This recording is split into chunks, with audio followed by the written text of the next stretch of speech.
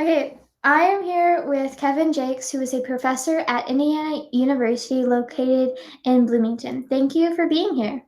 Well, thank you for having me. How did you get into religious studies? Did you grow up wanting to know about it or what?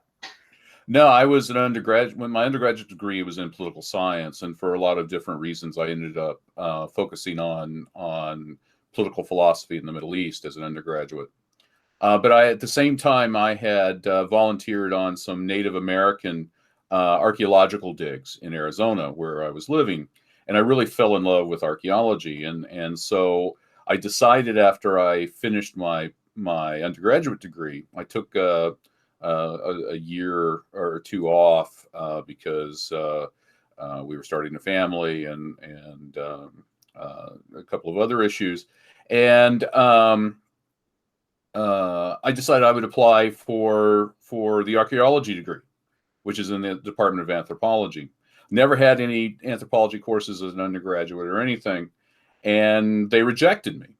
And I actually go over to talk to the director of graduate admissions in the anthropology department to find out why I didn't get in. And he said, and I quote, this wasn't because of my GPA or anything. We would be scraping the bottom of the barrel to accept you.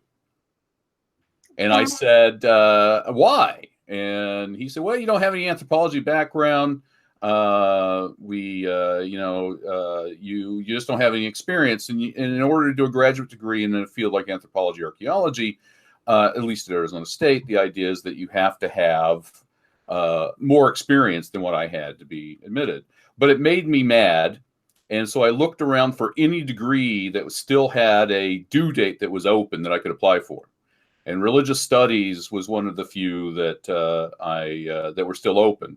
I'd taken one religious studies class as an undergraduate, and the director of graduate studies was the professor from whom I had taken this class on religious ethics, and he wrote this really nice comment on one of the papers that I wrote.